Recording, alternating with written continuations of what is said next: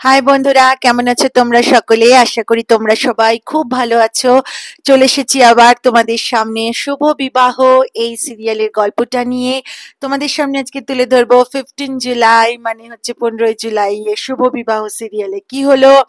আমরা জানি বসু মল্লিক পরিবারের বাড়িটা এখন ইমন আর সার্থক কিনে নিয়েছে। তো ওদের সঙ্গে যুদ্ধ করে মানে ওদের সাথে লড়াই করে কি পারলো বসু মল্লিক পরিবার বাড়িটাকে আবার উদ্ধার করতে, নাকি সুধার আগমন ঘটলো ওদেরকে হেল্প করতে? সমস্ত কিছু তথ্য নিয়ে চলে এসেছি তোমাদের সামনে।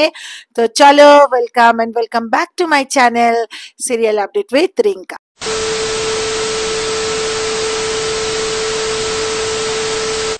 তো বন্ধুরা, আমরা 15 জুলাই মানে হচ্ছে 15 জুলাই এর এপিসোডে শুভ বিবাহের গল্পতে দেখতে পাই যে মানে ইমন আর সার্থক এরা তো বারবার বলে যাচ্ছে যে এবার কতক্ষণ ধরে আর ওয়েট করব, এবার তোমরা বেরো। আর কতবার উকিল বলছে, পুলিশ বলছে, সবাই তোমাদের কাগজপত্র দেখাচ্ছে, ঠাম্মির সিগনেচার আছে, স্টিল তোমরা এখানে দাঁড়িয়ে তর্ক করে যাচ্ছ।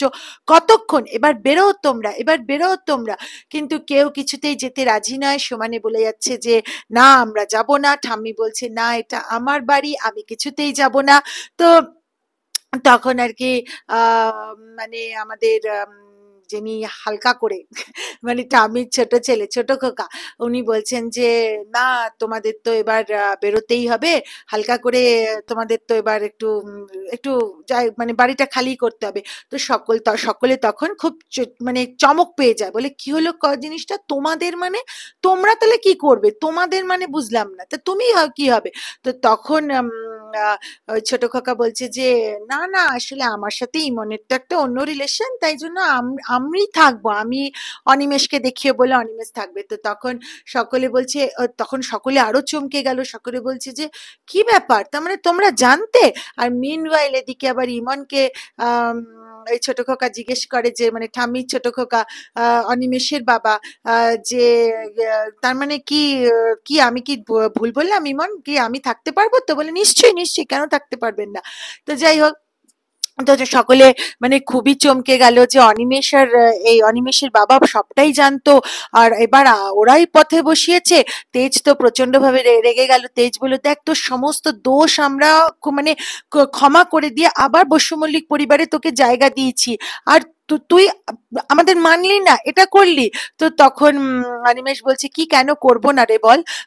তোর দ্বারা তো বিজনেস সামলানো যাচ্ছিল না, বউয়ের দুঃখে একেবারে নিজেকে মত্ত করে রেখেছিলি, বিজনেস তো লাটে উঠেছিল, তাই জন্য আমার এই স্টেপটা নিয়েছি। আর তারপরে অনিমেষ আবার তরিতাকে বলে, তরিতা তুমি ঘরে যাও, তুমি বেরোবে না, তুমি এখানেই থাকবে। তো তখন তরিতা বলে, তুমি কি পাগল? তুমি কি কি কি মনের মানুষ? আমার পরিবার রাস্তায় থাকবে আর আমি এখানে এই রাজপ্রাসাদের মতো একটা বাড়িতে বসে থাকবো? আমার দ্বারা হবে না, না, আমি পারবো না। আমার পরিবার যেখানে, আমিও সেখানে থাকবো। তো তো এদিকে আবার তো মানে পুলিশ আর এরা তো সকলেই মানে বারবার বলছে উকিলের লোক ঠোক যে বেরিয়ে যান। অপরদিকে বন্ধুরা, সুধা, আমরা জানি যে সুধা বম্বে ফিরে যাচ্ছে। তো মেয়েকে নিয়ে যখন যাচ্ছে, বসু মল্লিক পরিবার মানে বাড়িটা বাইরের থেকে দেখাচ্ছে, ওই সময় রিপোর্টাররা থেকেও জানতে পেরেছে যে বসু মল্লিক পরিবার আর নেই, ওটা বিক্রি হয়ে গেছে। তখনও দাঁড়িয়ে দাঁড়িয়ে না দূর থেকে লুকিয়ে লুকিয়ে দেখছে এবং মনে মনে ভাবছে যে আমার পরিবারকে আমাকে উদ্ধার করতেই হবে।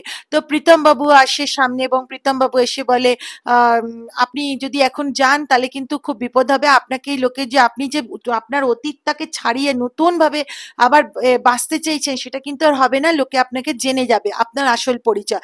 তো তখন সুধা উত্তর দিচ্ছে, আমার কিচ্ছু করার নেই প্রীতম বাবু, আমি আমার পরিবারকে এইভাবে রাস্তায় ফেলে রেখে কোথাও যেতে পারবো না।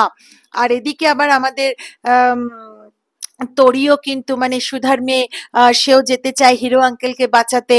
তো যাই হোক, অপরদিকে আমরা আবার বসু মল্লিক পরিবারে দেখতে পাই যে ওরা তো মানে বাইরে বেরিয়ে এসেছে, বাইরে বেরিয়ে এসেছে আর রিপোর্টাররাও এসে বলছে যে কি ব্যাপার, কি ব্যাপার, এটা এখানে কেন আপনার সাথে মানে এরকম ঘটলো, আপনি জেলে গেছিলেন, আপনার চরিত্রের জন্যই কি আজকে এরকম হলো, ইত্যাদি ইত্যাদি অনেক প্রশ্ন হয়। কিন্তু তেজ তো সেই প্রশ্ন কিছুতেই মানে উত্তর দিতে চায় না, আর মাথা গরম হয়ে যাচ্ছে বলে ধাক্কা দিতে যায়। তখন অন্য পুলিশরা বলে আপনি রিপোর্টারদের গায়ে কিন্তু হাত দিতে পারবেন না বা পুশ করতে পারবেন না, তাহলে কিন্তু আপনাকে আমাকে অ্যারেস্ট করতে হবে।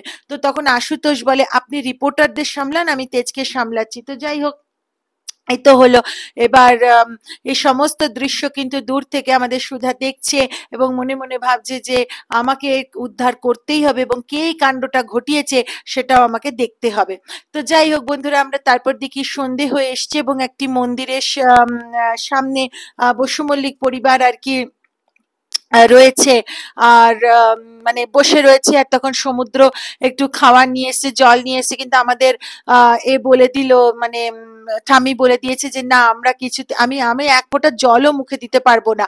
অপরদিকে আবার তেজের বাবাও এসে যায় এবং তেজের বাবাকে ঠাম্মি জড়িয়ে ধরে বলে, ও বড় খোকা, আমার তো সব চলে গেল, এবার আমরা কি করব। আম, আর যখন মানে বসু মল্লিক পরিবারের লোকেরা যখন বেরিয়েছে, ঠাম্মি তখন রিকোয়েস্ট করেছিল যে গজাননকেও নিয়ে আসার জন্য, কিন্তু গজাননকেও আনতে দেয়নি। তো ঠাম্মি সেটাও মনে দুঃখ। অপরদিকে আবার যে মানে তেজের যে দিদি, তিনি তো একটা পুতুলকেই ওনার সন্তান বলে মনে করেন, তো সেটাও আনতে দেয়নি ইমন। তো সেটাও মনে দুঃখ যে আমাদের এক্ষুনি আবার বাড়িতে যেতে হবে, ওতে আনতে হবে। কিন্তু ওদের বোঝানোর চেষ্টা চলে, বাকিরা মানে ইমন এদের বোঝায় ঠাম্মিকে আর তেজের দিদিকে যে না, এখন আর যাওয়া যাবে না, ইমন তো ঢুকতেই দেবে না। তো যাই হোক, অপরদিকে আমরা আবার বসু মল্লিক পরিবারে দেখি বন্ধুরা যে ইমন বলে যে কালকে এই বাড়িটা নিলামে উঠবে এবং আমরা মানে তখন সার্থক বলে ওঠে যে আমি তখন এবার কোটি টাকার মালিক হব। তো তখন আমাদের মানে ঠাম্মির যে ছোট খোকা, সে তখন বলে এই আমি না, হালকা ওটা আমরা হবে। তো তখন আমাদের ইমন মনে মনে বলছে যে বাবা, তোমাকে আর তোমার ছেলেকে মানে অনিমেষকে, এ তো আমাদের তরুপের তাস, এটা তো আমাদের কাজটাকে হাসিল করার জন্য তোমাদেরকে লাগিয়েছিল। তোমরা কি মনে করেছো তোমাদের নিয়ে রাখবো? ধাক্কা দিয়ে বের করে দেবো। এদিকে কিন্তু মুখে বলছে হু হু হু হু। তো সার্থকও বললো হ্যাঁ হ্যাঁ, ঠিক আছে ঠিক আছে, কোনো অসুবিধা নেই, কোনো অসুবিধা নেই।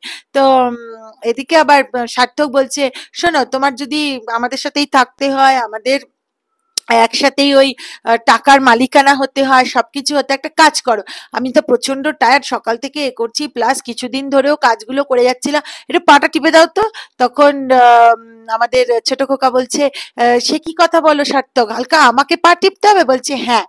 তো যাই হোক, অপরদিকে আমরা আবার ওই মন্দিরে দেখতে পাই বন্ধুরা যে মানে সকলেই আর কি একটু চিন্তিত যে রিপোর্টাররা না এখানে চলে আসে। তো তখন সমুদ্র বোঝায় যে না, এখানে কোনো রিপোর্টার আসবে না, এরা এই মন্দিরের জায়গাটা চিনতে পারবে না।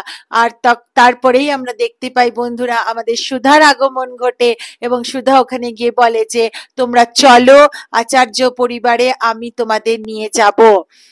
আর তো তখন আমাদের তেজ কিন্তু কিছুতেই যেতে রাজি হয় না এবং তেজ তো নিজের যে বালা মানে একটা যে কড়া মতো পড়ে থাকে, যেটা ওকে ওর ঠাম্মি মানে জন্মদিনে গিফট করেছিল, এবং বাকিরা মানে সেটা আর কি বাকিরা বারণ করছে, কিন্তু ও সেটা খুলে বিক্রি করে টাকা নিয়ে হোটেলের বন্দোবস্ত করতে চায়।